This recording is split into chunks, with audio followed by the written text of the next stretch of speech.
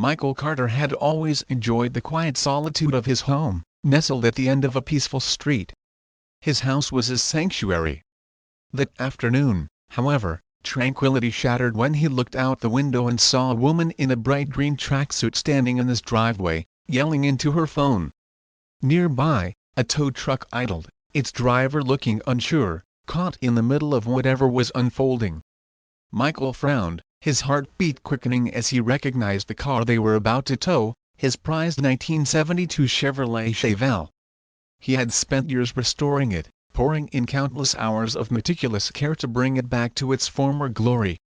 The sight of a stranger attempting to haul it away sent a surge of anger through him. At first, he thought it had to be a mistake. Surely, no rational person would randomly tow someone else's vehicle. But as he stepped outside to confront the woman, the way she carried herself, smug, arms crossed as if she owned the place, told him this was no misunderstanding. "Excuse me," Michael called out, his voice calm but firm. "What do you think you're doing?" The woman turned, her expression unreadable at first, then morphing into an amused smirk. "Oh, there you are," she said, as if he were the intruder. "This car is parked illegally, and I'm having it removed." Michael's jaw tightened. He glanced at his car, parked neatly within the boundary of his own driveway, not blocking anything. "Illegally?" he repeated, incredulous. "This is my driveway, and that's my car." The woman rolled her eyes as if he were a child who simply didn't understand the rules. "Actually," she said matter-of-factly, pointing to the concrete path that led from the street to his garage, "this is a shared driveway, and your car is in violation of HOA regulations." Michael stared at her, trying to process her words. He had owned this house for years, and when he purchased it, he made sure to get all legal documentation. His driveway was private property, not a shared space. As for the HOA, they had no jurisdiction here. His home was outside their control, something he had verified before moving in. "Listen," Michael says, taking a deep breath, trying to keep his anger in check. "I don't know who you are or where you're getting this from, but you can't just tow someone's car because you feel like it." "Oh, I can," she shot back, arms crossed, standing her ground, "and I will. You see, you've been causing problems for the entire neighborhood. That car of yours is too loud, too old, and frankly, it's an eyesore. We're trying to maintain a respectable community here." Michael could feel his blood boiling now.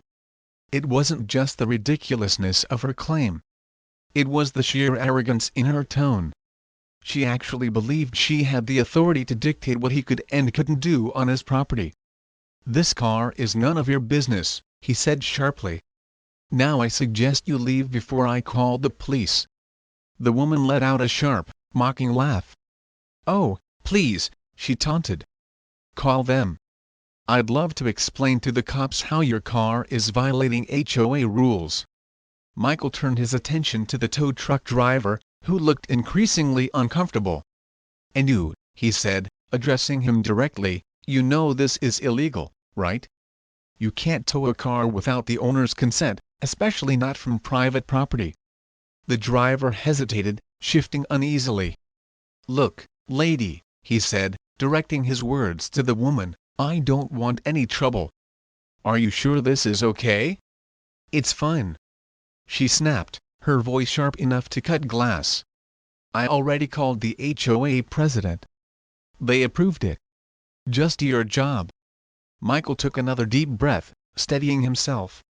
This wasn't just about the car anymore. It was about standing his ground against someone who thought they could push him around. "The HOA doesn't own this property," he said, stepping between her and the car, his voice unwavering, "and if you so much as touch this vehicle, I will make sure you regret it." For a moment, the world seemed to pause. The woman's smirk faltered as she realized Michael wasn't going to be intimidated. There was a flicker of something in her eyes, frustration, maybe even doubt. Then, after a tense silence, she jabbed a finger in his direction. "You'll regret this," she hissed. With that, she turned on her heel and stomped toward the street. The tow truck driver, clearly relieved to be out of the situation, mumbled an apology before following her. Michael stood there, heart still pounding, watching as they drove away. But as much as he wanted to believe that was the end of it, he knew better. This wasn't over, not by a long shot. The uneasy calm didn't last long. The next morning, Michael woke up to find a note taped to his front door. It was printed on official-looking HOA letterhead, but something about it felt off. The wording was vague, almost as if whoever wrote it was trying to sound professional but didn't quite know how. This is your last warning to remove the unapproved vehicle from the driveway. Failure to comply will result in further action being taken. No signature, no contact number, just the HOA logo slapped at the top like it had been copied and pasted from a Google search. Michael let out a bitter chuckle as he read it. The HOA had no jurisdiction here. His property wasn't even part of their neighborhood. This was clearly another stunt from Tracksuit Tammy, as he had started calling her in his head. Instead of intimidation, the note only strengthened his resolve. He wasn't about to be bullied out of his own rights. That afternoon, he noticed her again. Tammy, standing across the street, arms folded, her gaze locked on his driveway. She wasn't even trying to be subtle. Every time he stepped outside, he could feel her watching him. Her piercing stare followed him like a hawk tracking its prey, waiting for the right moment to strike. Michael had dealt with nosy neighbors before, but this was something else. This woman was obsessed. He needed proof. That evening, he installed a security camera above his garage, angling it to get a clear view of the driveway. He had a feeling that this wouldn't be the last time she tried something, and he was right. The next morning, another note. This time it was stuck to his windshield, notice of violation. Your vehicle is in non-compliance with community standards. A fine of $500 will be imposed if it is not removed within 48 hours. Michael shook his head, torn between amusement and disbelief. She was really trying to push this HOA angle despite having no actual authority. As the days passed, the harassment continued. Tammy kept her vigil, always lurking, always watching. Then came the staged complaints. First, a call to the city claiming Michael's car was abandoned. An inspector arrived, looked at the pristine, obviously functioning vehicle, and rolled his eyes before leaving. Then another call, this time to noise control, saying his car was disturbing the peace. Michael hadn't even driven it in 2 days. It was almost funny how desperate she was almost. One evening, just as he was about to head to bed, a faint noise from outside caught his attention, a soft clink, like metal tapping against metal. Michael's stomach twisted. Grabbing his phone, he crept toward the window and peered outside. His breath caught as he saw her. Tammy, crouched by his car, a pair of bolt cutters in her hands. Adrenaline surged through him. Throwing open the front door, he stormed outside. "Hey!" he barked. "What the hell do you think you're doing?" Tammy jumped to her feet, startled, the bolt cutters dangling in her hands like a smoking gun. "Oh," she said, feigning innocence. "I was just checking something." Michael folded his arms. "Checking what?" "Making sure your car isn't leaking oil all over the driveway," she said smoothly, regaining her composure. Michael narrowed his eyes. "You were trying to cut the lock on my wheel clamp." Her eyes flickered with something, anger, annoyance, maybe even embarrassment, but then, like flipping a switch, she straightened up and crossed her arms. "Go ahead," she said smugly. "Call the police. I'd love to see what they have to say about your illegal modifications." Michael's jaw clenched. "Illegal? Lady, you don't even know the law." "I know enough," she shot back, "and I know the HOA rules against these kinds of vehicles." Michael took a deep breath, forcing himself to stay calm. "This isn't an HOA property. You have zero authority here." She didn't respond to that, but instead of backing down, she just sneered at him. "We'll see about that," she said before storming off into the night. Michael stood there, heart pounding, watching her retreat. He had a sinking feeling this was just the beginning. Michael woke up the next morning expecting to feel some sort of relief. He had caught Tammy red-handed with the bolt cutters. Surely, after being confronted, she would back off. He was wrong. As soon as he stepped outside, his heart plummeted. His beloved 1972 Chevrolet Chevelle, the car he had spent years restoring, pouring his blood, sweat, and soul into, was vandalized. Deep, jagged scratches ran along the driver's side door, the kind of scratches that didn't happen by accident, the kind that someone deliberately carved in with pure, spiteful intent. Michael's hands clenched into fists. He didn't need to guess who had done this. His jaw tightened as he stormed back inside and pulled up the security footage from the night before. His stomach churned as he fast-forwarded through the timeline. Then there she was.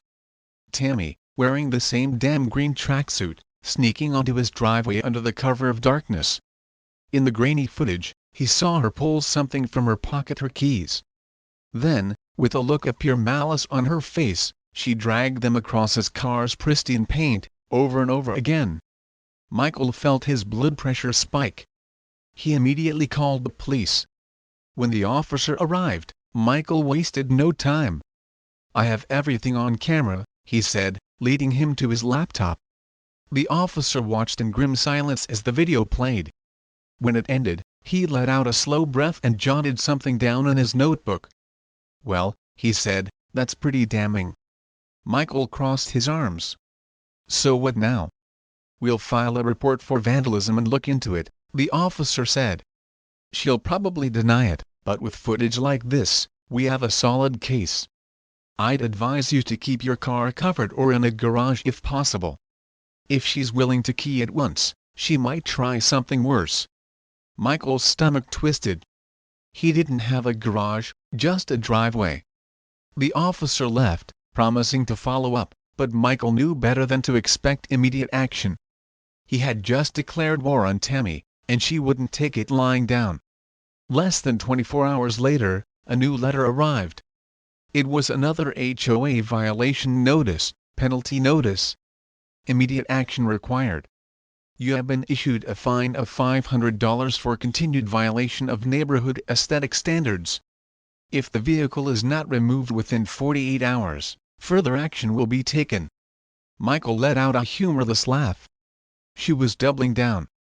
Did she have actual connections to the HOA, or was she just making these letters up?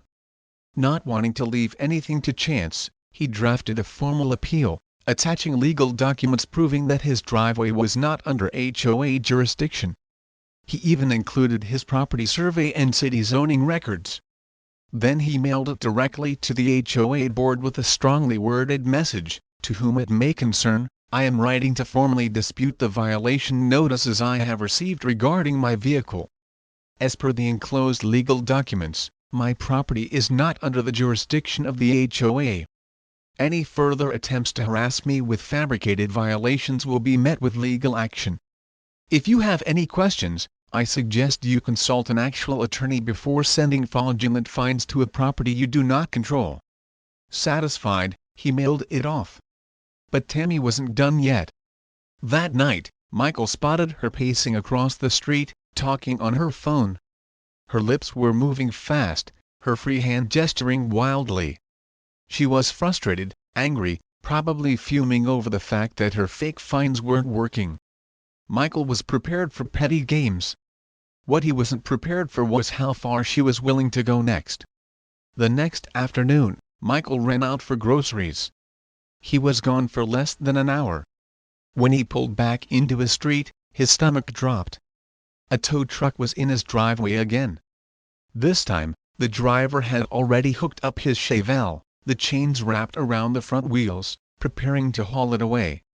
Michael slammed his foot on the gas and skidded into the driveway, throwing his car into park so fast he nearly tore the gear shift off. He jumped out.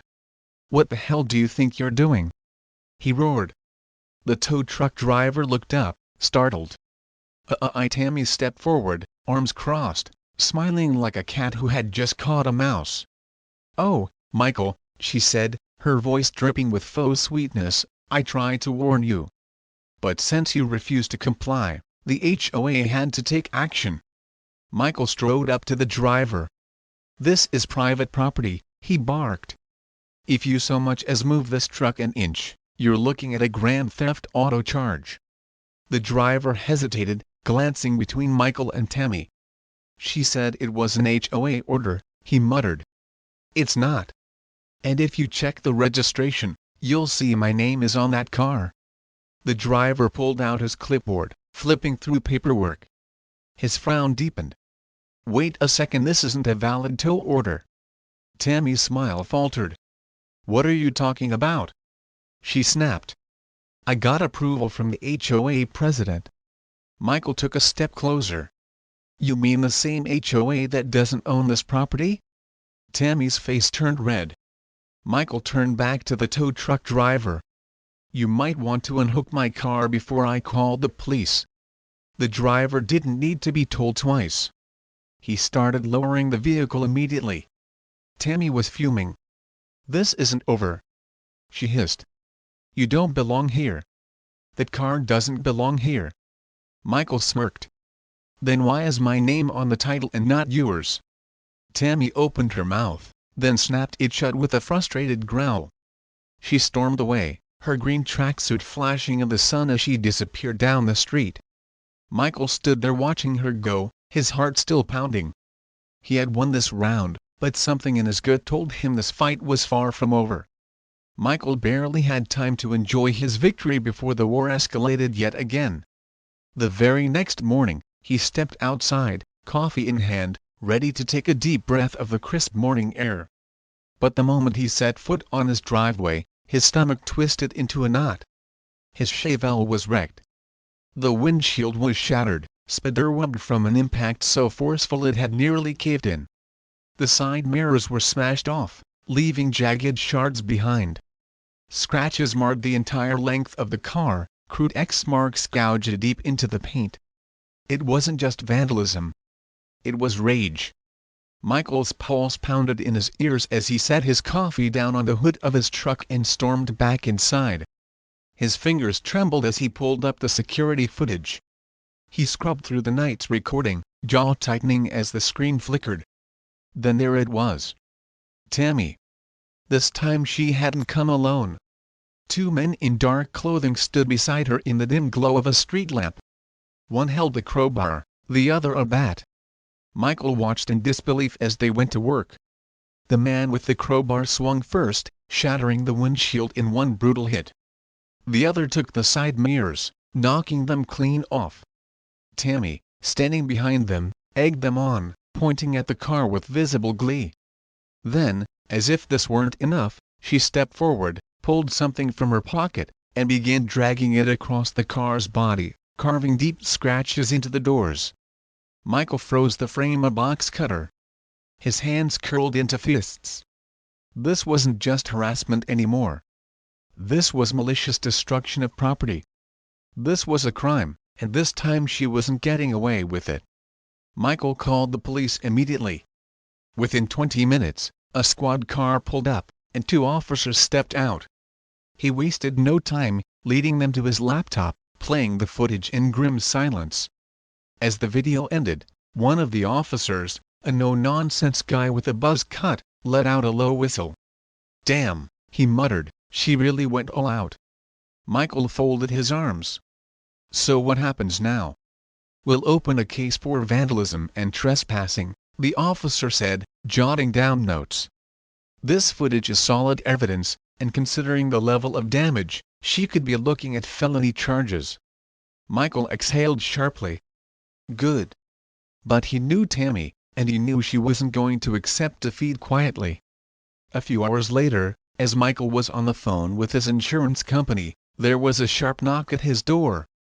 He opened it to find Tammy standing there with her arms crossed, a sickly sweet smile plastered on her face. "Michael," she said, tilting her head, "I heard you called the police on me. That's a bit extreme, don't you think?" Michael stared at her, his expression blank. "You destroyed my car." Tammy let out a laugh, light and airy, like she hadn't just committed a felony. "Oh, please. You can't prove it was me." Michael smiled coldly. Actually, I can. Her smirk wavered. He held up his phone, tapping the screen.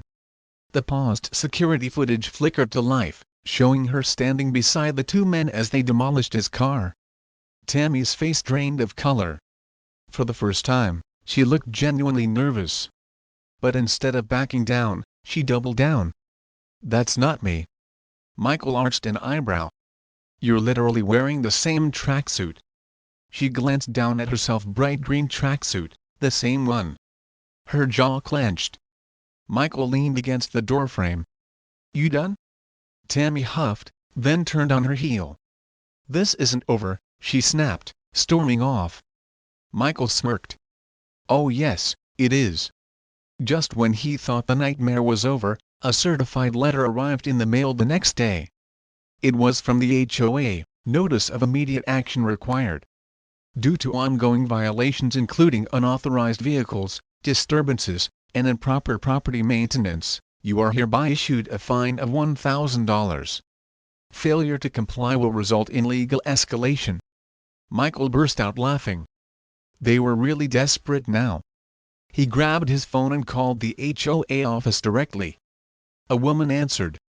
Hello, this is Linda with the Homeowners Association. How may I help you? Yeah, hi Linda. I just got a bogus fine in the mail for a property you don't own. Care to explain? A pause. Then, sir, if there's been an error, oh no, no, no, no. Don't try to play this off. I want to know who authorized this. Silence. Then finally, Tammy brought it to our attention. Michael's laugh was pure disbelief. Of course she did. Well, Linda, let me make this easy for you. Tammy is currently under police investigation for vandalizing my car. If you want to be dragged into this with her, be my guest. Otherwise, I suggest you rip that fine in half and never send me anything again. A longer silence. Then a quiet, we'll review the matter internally. Michael hung up, grinning. A few hours later, he received an email from the HOA board stating that the fine had been rescinded due to a misunderstanding. Sure, a misunderstanding. Tammy was losing, and she knew it. Michael had won every battle so far, but he had underestimated just how far Tammy was willing to go. That night, he was jolted awake by the blaring of his car alarm. His heart pounded as he grabbed his phone and opened the security feed. What he saw made his blood run cold. Tammy was back, and this time she wasn't alone. Two men stood beside her, the same ones from before, but this time they weren't holding crowbars. They were holding gasoline cans. Michael's stomach dropped. They weren't just here to damage the car. They were here to burn it. His fingers flew to 911, his voice sharp and urgent. I need police now. I have intruders on my property trying to set my car on fire. The dispatcher assured him officers were on the way, but Michael didn't have time to wait. He hit the floodlights. The entire driveway lit up like daylight, revealing Tammy and her two accomplices. One of the men froze, gasoline can in hand. The other stumbled backward, eyes wide. Tammy, however, stood her ground, her face twisting into pure hatred. Do it! She snapped. Just light it. Sirens wailed in the distance. Tammy's head snapped toward the street as police cars screeched into the driveway, their lights flashing. The two men bolted, but Tammy wasn't fast enough. Two officers tackled her face first into the pavement. Michael stepped outside, arms crossed, watching as they cuffed her. The lead officer glanced at him. You pressing charges? Michael grinned. Oh, you bet I am. Tammy thrashed in the officer's grip, screaming about how the neighborhood was better off without him. Michael just smiled as they hauled her into the squad car. Finally, it was over. Michael stood on his front porch, arms crossed, watching the flashing red and blue lights as the police car carrying Tammy disappeared down the street. His heart was still pounding, adrenaline surging through his veins. She was finally getting what she deserved. But he knew better than to assume it was over. Tammy had spent weeks terrorizing him, harassing him, vandalizing his property, and now attempting arson. She had taken this war to a level he hadn't expected, and even with her in custody, Michael suspected she had one last card to play. So he decided it was time to rally the neighborhood. If she had been bold enough to target him, she had probably done the same to others. It was time to find out just how deep her corruption ran. Michael started with his next-door neighbor, Tom, an older man who had lived on the street for over 2 decades. If anyone knew the history of Tammy's reign of terror, it was him. The moment Tom opened the door and saw Michael, he let out a knowing sigh. "Let me guess," he said, "Tammy?" Michael smirked. "She finally got arrested." Tom's eyebrows shot up. "Seriously?" Michael nodded. "She and 2 guys tried to set my car on fire." Tom whistled. "You know, I always knew she was crazy, but arson? That's a new one." Michael leaned against the doorframe. "You've had problems with her too, haven't you?" Tom scoffed. "Who hasn't?" As it turned out, Tammy had a long history of harassment in the neighborhood. Tom wasn't the first, and Michael certainly wasn't the last. She had reported a veteran couple down the street for having an unauthorized flag on their porch, an American flag. She had tried to get a single mother fined for letting her kids play outside, citing excessive noise. She had faked HOA violations for at least 3 other households, including one elderly woman who had actually paid the bogus fines out of fear. And worst of all, she had done it all under the guise of the HOA, despite the fact that she wasn't even on the board. Michael's stomach twisted. She had built a fake empire of control, and the neighborhood had let her do it out of fear. Well, not anymore. Gathering the evidence, Michael spent the next 2 days knocking on doors, listening to story after story about Tammy's harassment. People were eager to talk. In fact, some of them had been waiting for years to see someone finally stand up to her. One woman, Rebecca, actually started crying when she found out Tammy had been arrested. "She tried to get my husband fired," she admitted, her voice shaking. "She sent fake complaints to his company saying he was harassing neighbors. We almost lost everything." Michael's hands curled into fists. Tammy hadn't just been a nuisance. She had been a genuine threat to the people around her. By the end of the second day, Michael had a thick folder full of witness statements, screenshots, and HOA dispute records that proved just how much damage Tammy had done. And then he made his next move, exposing Tammy to the HOA. Michael didn't just send the file to the HOA. He walked it in person. When he arrived at the HOA office, the receptionist looked nervous. She recognized him.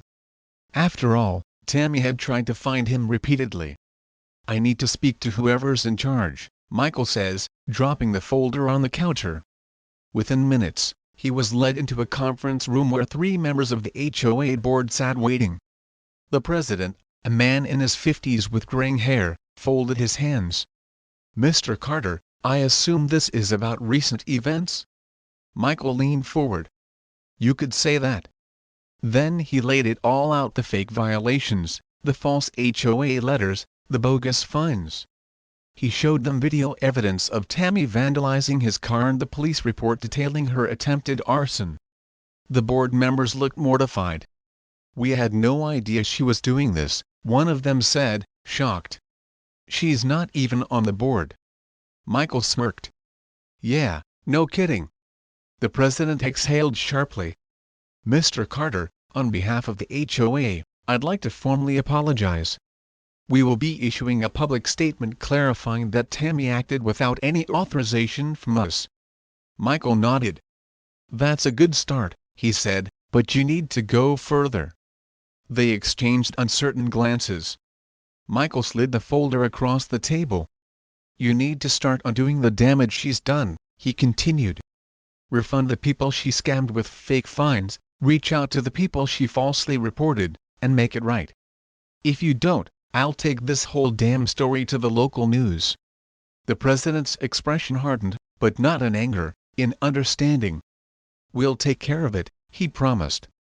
The HOA acted quickly, issuing a formal statement to the neighborhood and even holding an emergency meeting to address complaints.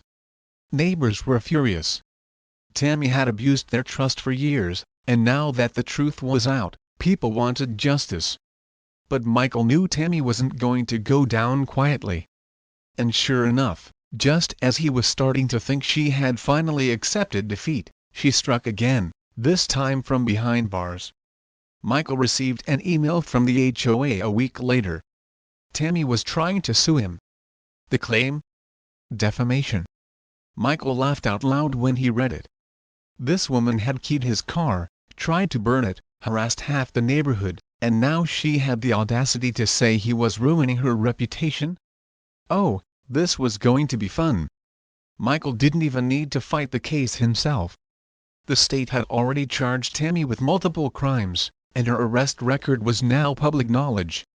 The judge threw out the defamation lawsuit immediately, stating that Tammy had dug her own grave. She was sentenced to 6 months in jail for vandalism, trespassing, and attempted property destruction. And just like that, Tammy was gone. With Tammy out of the picture, the neighborhood transformed. People who had once lived in fear of HOA fines and petty complaints were suddenly free to enjoy their homes. One family even painted their house bright blue, something Tammy had tried to find them for years ago. And Michael? He restored his Chevelle to perfection. One evening, as he leaned against the freshly polished hood, sipping a cold beer, his neighbor Tom strolled over. "You did good, kid," he said, took down a tyrant. Michael smirked. "She tried to run the neighborhood like a dictator," he said, but in the end he took a long sip of his drink, watching the sunset. "She was just a wannabe queen with no kingdom." Michael had won every battle so far. Tammy was in jail, her fraudulent influence over the neighborhood was exposed, and the HOA had officially disavowed her. The streets felt lighter, the neighbors freer, and for the first time in a long time, Michael allowed himself to believe the war was over.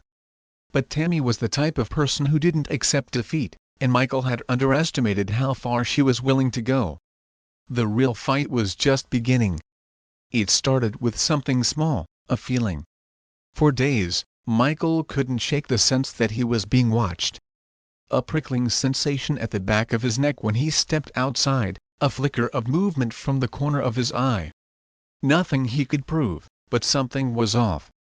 Then the phone calls started. No caller ID, no messages, just silence on the other end. At first, he brushed it off, a random prank, maybe someone from Tammy's camp still bitter over her downfall. But when the calls started coming every night, always around 3 a.m., the unease settled into something darker. Michael installed more security cameras around the house, making sure there were no blind spots. But he wasn't prepared for what he found. The footage from 2:47 a.m. showed a dark figure standing at the edge of his driveway, motionless, just watching. It wasn't Tammy. She was still in jail.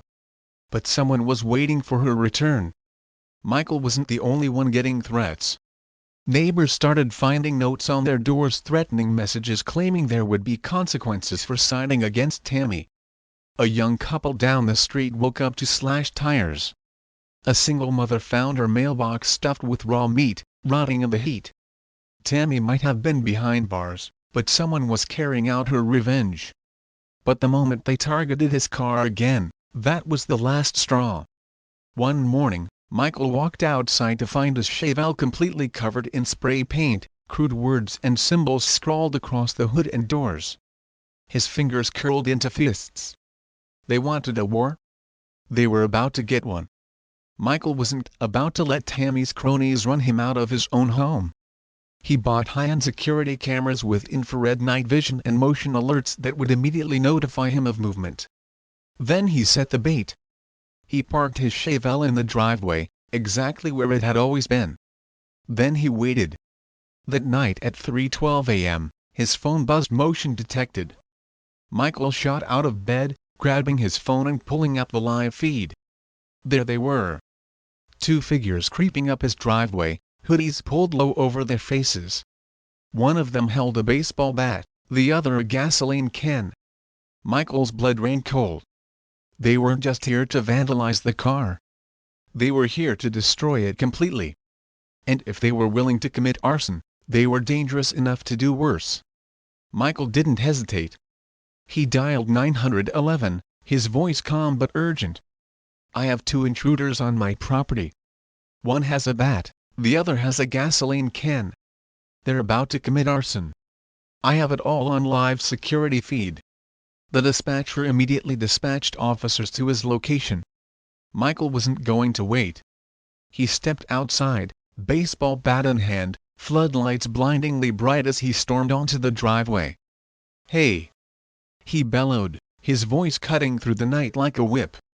The 2 intruders froze for a moment. Nobody moved. Then one of them bolted the one with the bat. But the other, the one holding the gasoline can, hesitated for a fraction of a second too long. Michael lunged forward and kicked the can out of his hand. It clattered to the ground, spilling liquid onto the pavement. The guy stumbled back, panic flashing in his eyes. "It wasn't me. I wasn't." Then the sound of sirens split the air. He turned to run, but it was too late. 2 squad cars roared into the driveway, officers jumping out with weapons drawn. "On the ground! Hands behind your head!" The guy dropped immediately, face hitting the pavement as the officers cuffed him. His friend, the one who had run, didn't make it far. The police caught him 3 blocks away. Michael watched as they were both hauled into the back of the squad cars, satisfaction burning in his chest. They thought they could terrorize this neighborhood into submission? They thought wrong. At the police station, the truth finally came out. The 2 men, Jason and Eric, weren't just random thugs. They were Tammy's nephews. She had been calling them from jail, feeding them orders, telling them to keep up the fight while she was locked up. They had been the ones behind the slashed tires, the mailbox stuffing, the spray paint. Tammy was still pulling the strings, but now the police had proof: tampering with a witness, conspiracy to commit arson, destruction of property, criminal harassment. And with those charges, Tammy wasn't just looking at 6 months anymore. She was looking at years behind bars. A week later, Michael received a letter from the district attorney's office. Tammy had pleaded guilty. Her nephews had flipped on her, exposing the entire plan in exchange for reduced sentences. She was sentenced to 5 years in prison, no parole, no appeals, no more threats. Michael stared at the letter for a long time, then, with a satisfied grin, he tore it in half and tossed it in the trash. It was over. For real this time. The neighborhood breathed a collective sigh of relief. The HOA formally removed Tammy from their community records, issuing another public statement condemning her actions. Neighbors who had lived in fear of retaliation were now hosting barbecues, letting their kids play outside, painting their homes whatever color they damn well pleased. Michael, meanwhile, he spent the next few weeks restoring his Chevelle, buffing out the damage, repainting the panels, making it better than ever. One evening, as he leaned against the hood, beer in hand, Tom walked over, shaking his head with a grin. "You know," he said, "I've lived here a long time, seen a lot of crazy things, but this..." Michael chuckled. "Let me guess, worst HOA horror story you've ever seen?" Tom took a sip of his drink. "Let's just say if you ever write a book about it, I'd buy a copy." Michael smirked, raising his beer in a mock toast. Here's to living drama-free from now on. And for the first time in months, he truly believed it. Michael sat on his porch, the night air crisp and cool, as he watched the street in front of his house. It was quiet, peaceful, for the first time in months. No one was watching him, no one was trying to tow his car, no one was sneaking onto his property with bolt cutters, spray paint, or gasoline cans. Tammy was gone, and her reign of terror had finally ended. But the shockwaves of her downfall were still rippling through the neighborhood. The morning after Tammy's final arrest, Michael woke up to something unexpected. A crowd had gathered outside his house. Neighbors, people who had once kept their heads down and avoided confrontation, were standing on the sidewalk, talking, pointing at his driveway, murmuring among themselves. As Michael stepped outside, a woman named Rebecca, who lived a few houses down, approached him. "You actually did it," she said, shaking her head in disbelief. "She's gone." Michael shrugged. "Took long enough." Another man, Mark, stepped forward. "You have no idea how many of us wanted to do what you did," he admitted. "She's been harassing people for years, but we didn't think we could fight back. We thought she'd always win." Michael let out a slow breath. He had known Tammy was bad, but hearing just how deep her influence went made his stomach turn. "She had all of us scared," Rebecca said. "We just let her do it." Michael folded his arms. "Well, not anymore." That night, a group chat started circulating. Someone created a private community group, a place where neighbors could share information and support each other, something they hadn't been able to do before because of Tammy. By the end of the day, nearly every house on the block had joined. Tammy had tried to divide them, but in the end, she had brought them together. While the neighborhood was thrilled to be rid of Tammy, there was another group scrambling to control the damage, the HOA board. The very next day, the HOA president called for an emergency meeting, and Michael got a personal invitation. He almost didn't go. He had no interest in listening to corporate suits try to save face. But curiosity won out. When he walked into the meeting room, he was shocked to find it packed. More than 50 people had shown up, far more than the HOA had expected. At the front of the room, the HOA president, Richard Lawson, a man in his late 50s with graying hair, cleared his throat. "We want to begin by addressing the recent events regarding Miss Tammy Thompson." A wave of muttering swept through the room. "We had no idea that she was misrepresenting herself as a board member," Richard continued. "She acted entirely on her own, and we want to make it clear that the HOA never authorized any of her actions." Michael leaned back in his chair, watching the board members squirm. They were desperate to distance themselves from Tammy. Too bad it wasn't that simple. Rebecca stood up.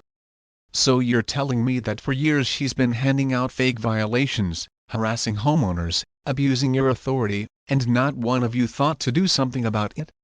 Richard stiffened. Another voice cut in. "Tom, Michael's next-door neighbor. Where do you think she was getting your official letterhead? Your exact fonts and formatting? The HOA may not have officially given her power, but you let her run the neighborhood like a dictator." The room erupted in agreement. Michael let them argue for a while before finally speaking. "I don't think anyone here expects you to fix what's already happened," he said, "but what we do expect is that this never happens again."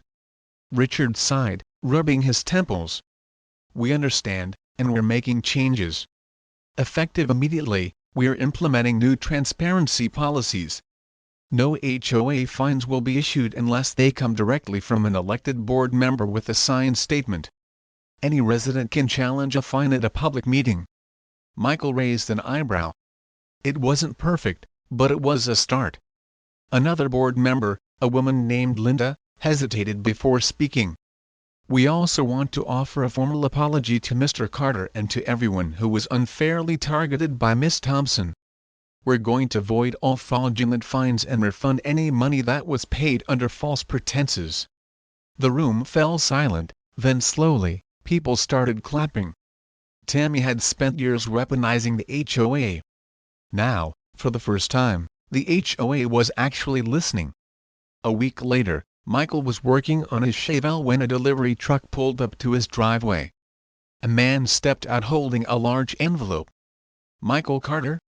Michael wiped the grease off his hands and took the package. "Yeah." The man nodded, handed it over, and left. Frowning, Michael tore it open. Inside was a check for $10,000. His eyes widened.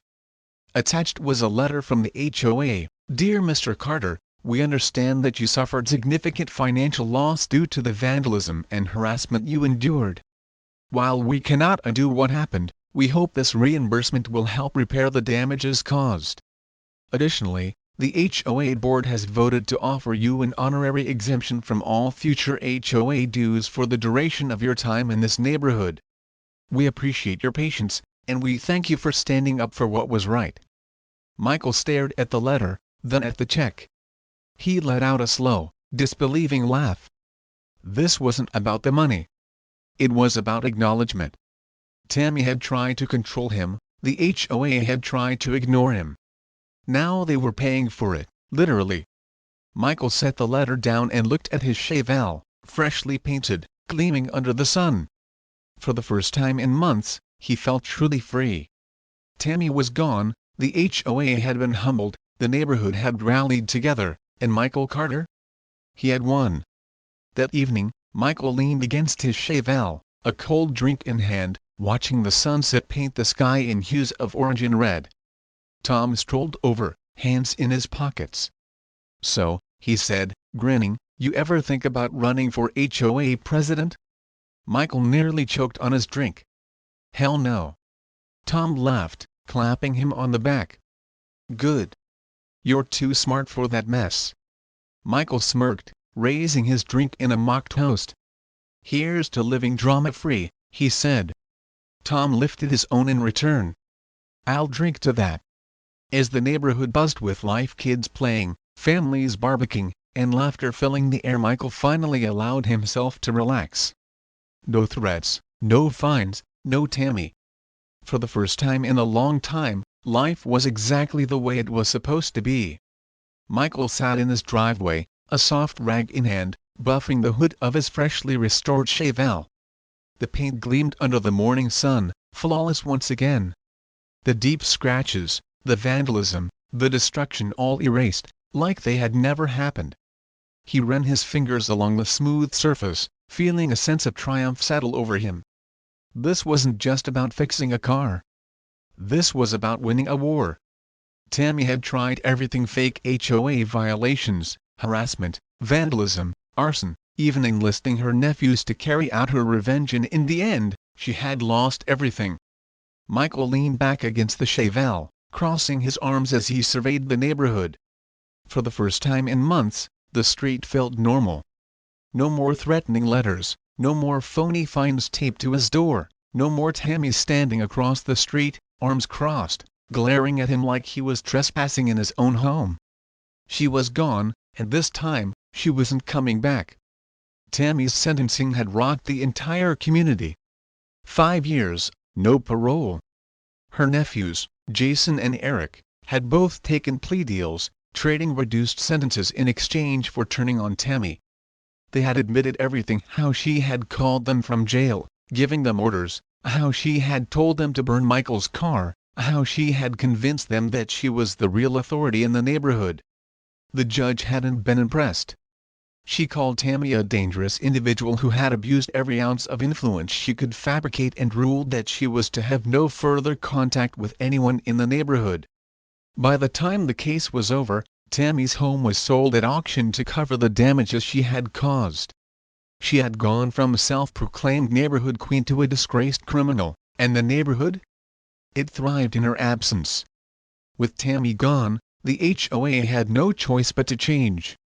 Michael had expected them to simply sweep everything under the rug, pretend like none of it ever happened. But to his genuine surprise, they followed through on their promises. Every fraudulent fine Tammy had issued was rescinded. The victims of her scams were fully reimbursed. A new rule was passed: no HOA violations could be issued without official approval from an elected board member, signed and verified. Surprise inspections and fines were banned. And most shocking of all, the HOA board issued an official written apology to every homeowner affected by Tammy's schemes. Michael had half a mind to frame his copy. For once, the HOA had actually done something right. And if they ever stepped out of line again? Well, Michael had proven that he wasn't afraid to fight back. With Tammy's iron grip broken, the neighborhood transformed. People who had lived in fear of HOA fines started relaxing. Lawns were painted with garden gnomes and bright flowers, decorations that Tammy had once deemed too tacky. Someone even put up a pink flamingo army in their front yard as a petty tribute to Tammy's downfall. And for the first time in years, the neighborhood organized a block party. Michael hadn't expected to go. He wasn't exactly a social guy. But when Tom knocked on his door, grinning and holding up a six-pack, he knew he didn't have a choice. So he went, and for the first time in a long time, he saw real smiles on people's faces, not forced politeness, not fake friendliness out of fear, just real, genuine relief. Tammy had tried to tear the neighborhood apart, and in the end, she had only brought it together. A month after Tammy's sentencing, Michael received an unexpected letter in the mail. Not from the HOA, not from the police, not from anyone he knew. It was from Tammy. Michael stared at the envelope for a long moment before slowly opening it. Inside was a single sheet of paper covered in scrawling, angry handwriting. "I hope you're happy. You ruined everything I built. That neighborhood, I made it what it is. You're a nobody. You'll always be a nobody. Enjoy your victory. It won't last." Michael let out a slow breath, shaking his head. Even from prison, Tammy refused to accept reality. She still saw herself as the victim, still believed that she had been in the right. It was sad, in a way, but it also proved one thing: Tammy had never been powerful. She had only ever been loud. And now, no one was listening anymore. Michael crumpled the letter, tossed it in the trash, and walked away. Later that evening, Michael grabbed his keys and slid into the driver's seat of his Chevelle. The engine rumbled to life, smooth and perfect, just like it had before Tammy's war had begun. He pulled out of the driveway, cruising down the street with the windows down, feeling the cool night air rush in. As he passed by Tom's house, his neighbor raised a beer in salute. Michael grinned and honked twice before speeding off into the open road. For the first time in months, there were no threats waiting for him, no fake fines, no watching eyes, no HOA letters in the mail, just freedom. And as the city lights flickered in the distance, Michael pressed his foot down on the gas, letting his Chevelle roar into the night. Tammy had tried to take everything from him, but in the end, she had only made him stronger. And as far as Michael was concerned, this was the sweetest victory of all. Valuable lesson: this story highlights the importance of standing up for your rights, even when facing seemingly overwhelming opposition. It also demonstrates how one person's courage can inspire an entire community to overcome tyranny and reclaim their peace. Don't be afraid to challenge injustice, and remember that collective action can be a powerful force for good. What are your thoughts on this story? Have you ever faced a similar situation? Share your experiences in the comments below. And if you enjoyed this story, please like and subscribe to our channel for more compelling narratives.